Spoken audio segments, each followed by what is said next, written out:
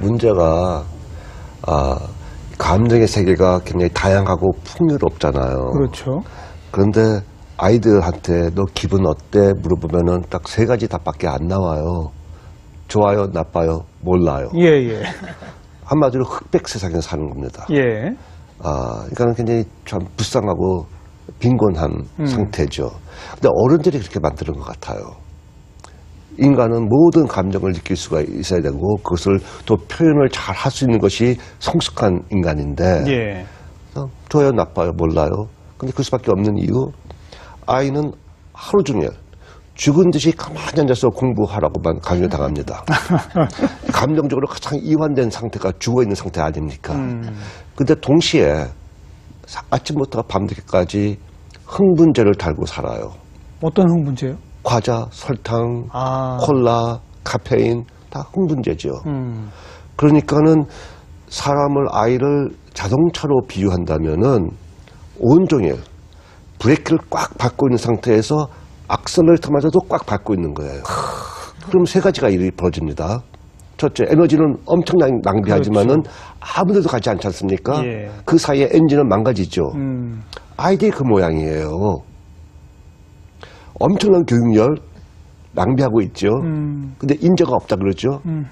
사실 그 아이들이 아무도 가지 못하고 있다는 뜻입니다. 네, 네. 그 사이에 문제 행동이 많이 나고 있지 않습니까? 그것이 아이가 망가지고 있는 중이라는 것이죠. 그래서 우리가 이 아이의 감정의 상태를 우리가 전혀 인지도 못하고 무시하고 억누르고 있는 상태가 지속된다면은 우리 한국의 이 문제가 굉장히 심각해집니다. 인재가 나올 수도 없을 뿐더러 예. 문제 행동은 기하학적으로 불어날 겁니다.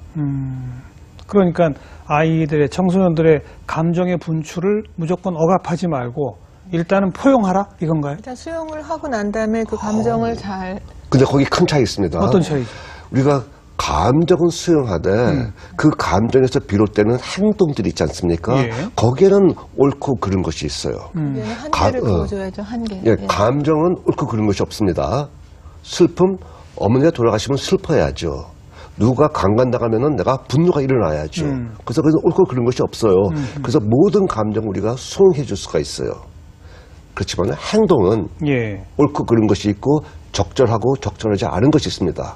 예를 들면은 누가 나한테 욕을 했다. 화가 나겠죠. 화가 나는 것은 감정이에요. 네. 당연합니다. 화를 내는 것은 행동이죠. 화를 내는 법도 방법들이 다 달라요. 물론이죠. 맞서서 싸우는 거 적절치 않겠죠. 그렇다 해서 물건 집어던지고 막 하는 것도 옳지 않겠죠. 예. 그 대신 너 그렇게 하니까 나 화났어. 분명히 내가 화난 것을 말해주고 알려주지만은 다르죠, 방법이. 그렇죠, 그렇죠. 네. 그러니까 그래서 감정은 수용하라. 네. 대신에 행동은 교정하라. 예, 수정하라. 행동은 이제 한계를 어느 정도 한계를 그어주고 그 한계 안에서 좀 더 적절한 것을 찾을 수 있도록 그 유연성과 선택의 여지를 주는 거죠. 야, 근데 그거 쉽지 않겠는데요? 쉽지 않죠. 네. 그러니까 이제 아주 어린 아이들한테는 이렇게 얘기하면 돼요. 그 동생이 네가 만든 레고를 무너뜨려서 화가 난 거는 이해가 되지만 그렇다고 해서 동생을 때리거나 또 애들은 이런 말도 많이 하고 동생 갖다 버려 이러거든요. 동생을 갖다 버리거나 때리는 건 안 되고 이렇게 그게 바로 한계를 그어주는 거거든요. 네, 네. 그래서 아이는요, 어른 하기 나름이고, 아이를 성숙하게 키우려면은 어른이 먼저 성숙해져야죠. 바로 그 점이. 그래서 쉽지 않다는 것이죠. 그러니까요.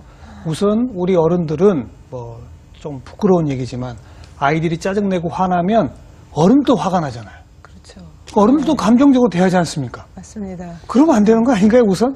거기서 당신도 할 말이 감정 많죠. 코칭하기 전에 이 코치부터 그렇죠. 달라져야 되는 거 아니에요? 맞습니다. 네. 네, 달라지기보다도 그 감정 코칭에서 그렇게 간단하게 아이들에게는 그 한계 안에서, 그러니까 감정은 수용해 주되 행동에는 한계 안에서 적절하게 할 수 있도록 이끌어준다 하지만 거기서 더 중요한 것이 그리고 더 먼저 해야 될 것이 그 어른이 부모가 자기 자신의 감정을 먼저 알고 자기 감정에 대해서 잘 알아차리는 거 조절하는 거 이것이 먼저입니다. 네. 근데 이제 대개는 그 아이가 화를 낸다 할 때 사람마다 어른마다 다 다르게 나타날 수가 있어요. 어떤 사람은 니까짓 게 뭔데 어른 앞에서 화를 내 이러는 그렇죠. 경우도 있고요.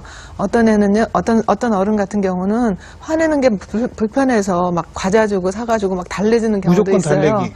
어떤 경우는 부모가 쟤 또 화내. 나 어떻게 할지 모르겠어 이러면서 무기력감을 느끼기도 하고요. 어떤 경우는 웃기도 해요. 조그만 게 족가짓게 화를 내 이러면서 예, 그래서 그렇게 어른마다 똑같은 화나는 장면을 보더라도 자기 나름대로 또 다 다른 감정을 느낄 수가 있거든요. 그래서 이 감정에 대한 감정을 우리가 메타 이모션 초감정이라고 그래요. 초감정. 초감정, 예. 메타 이모, 이 감정에 대한 감정, 그리고 또 자기 자신의 감정에 대한 또 감정이 있을 수도 있고요. 그게 조금 어려워요. 근데 그것을 우리가 점검하고 알아차리게 되면 아이들의 감정에 대해서 훨씬 더 이렇게 편안하게 균형 잡힌 눈으로 바라볼 수가 있는 거죠. 근데 그게 안 되면 대개는 즉각적이고 반사적으로 자기 감정이 먼저 나오게 돼요. 네, 예. 네. 하나 사례를 말씀드려도 예, 예, 예. 될까요? 좀 구체적으로 설명해 주세요. 아마 좀 막연하게 들리실 수 있는데요. 이 실제 사례였는데 어떤 엄마가 이제 아이가 밥을 잘 안 먹으니까 한 숟갈만 먹어라 그러고 뛰어가서 한 숟갈 먹이고 얘는 또 저기 가서 도망가면 또 가서 한 숟갈 먹이고 안타까워서 아이한테 이제 근데 얘는 또 밥 먹기 싫다고 엄마한테 막 싫다고 그러고 엄마는 가서 막 안타깝게 하니까 그럼 아이가 밥 먹기 싫다고 지금 나 밥 먹기 싫어하는 건 아이의 감정이죠. 그것을 그 아이를 볼 때 엄마가 막 안타까워가지고 한 숟갈만 먹어라 하는 건 이건 엄마의 감정입니다. 그런데 그러한 모습을 그러니까 모자의 모습을 아빠가 옆에서 보면서 화가 나는 거죠. 네. 굶겨 이제 이럴 수 있거든요. 아예 굶겨라. 예, 아이들 한두 끼만 굶기면 먹게 돼 밥 있다. 달라고 먹게 돼 있다고 하는데 그러면서 버럭 화를 내면서 굶겨 이랬을 때 그 아빠가 그렇게 화를 내는 그 모습을 이 감정을 보면서 엄마가 굉장히 섭섭할 수가 있고 화가 날 수가 있어요. 당연하죠. 당신 어떻게 그럴 수가 있냐. 그러면서 당신 아빠 맞아? 뭐 이렇게 이제 또 막 그러면서 둘이서 갈등을 일으킬 수가 부부싸움으로 있는데 가는 거죠. 그렇죠. 그런데 이제 제가 그 사례를 그 초감정의 입장에서 이렇게 보니까 다 사연이 있다는 거죠. 엄마도 그렇게 자기가 의식을 하지 못해도 왜냐하면 이 어머니가 3번 유산을 했어요. 그래서 아이를 아주 어렵게 얻었고 거의 30대 후반에 아이를 낳기 때문에 더 이상 아이를 낳을지 안 낳을지 몰랐거든요. 예, 그러니까 예. 얘만큼은 정말 잘 키워야 되는데 아이가 잘 안 먹고 하니까 자기 오빠가 예전에 굉장히 왜소하고 말라서 사회생활할 때 여러 가지 지장이 있는 걸 보면서 일단은 얘가 뭐 거부를 하든 뭐든 간에 한 숟갈이라도 더 먹여서 애를 좀 튼튼하게 키우고 싶은 게 엄마의 아주 간절한 그 초감정이었거든요. 네, 네. 그랬는데 아빠는 또한 또 굉장히 가난한 집에서 자랐기 때문에 형제가 많았기 때문에 그냥 밥만 놔주면 막 먼저 먹는 사람이 그렇기 때문에 너무 이렇게 먹이면 애가 오히려 더 안 먹는다. 이제 그리고 군대에서 봐라 돌 씹어도 다 삼키는데 다 소화가 되는데 그러니까 굶겨라 하는 그 아빠의 감정이 있었는데 그래서 아빠가 굶기라 하고 강하게 키워야 된다 아들은 예, 이런 예. 또 초감정이 있거든요. 근데 그때 그러한 모습을 보면서 엄마가 받아들이기 어려웠던 것은 본인이 유산을 할 때 아빠가 바쁘다 그러면서 거의 다 돌봐주질 않았던 거에 대한 아이고. 깊은 섭섭함이 있었던 거예요. 결정적인 게 또 있었군요. 그렇죠. 그러니까 그런 모습을 보고 어떻게 그럴 수가 있냐. 당신 아빠 맞냐. 얘가 죽은들 당신이 그 관심이나 쏟았냐 이런 또 섭섭함과 그런 원망이 있으니까 그래서 이게 초감정이라는 게 감정에 대한 아이의 감정에 대한 엄마의 감정, 엄마의 감정에 대한 아빠의 감정, 아빠의 감정에 대한 엄마의 감정 이렇게 겹겹이 양파 껍질처럼 그런 여러 요인들이 있을 수 있거든요. 네. 그래서 이제 그 부분을 우리가 이해하고 나한테 그러한 그 감정이 있어서 내가 이런 행동을 했구나 하는 것을 이해하게 되면 서로도 굉장히 더 깊이 연결이 되지만 또 네. 그런 상황에서 아이를 좀 더 바람직하게 잘 키울 수가 있겠죠.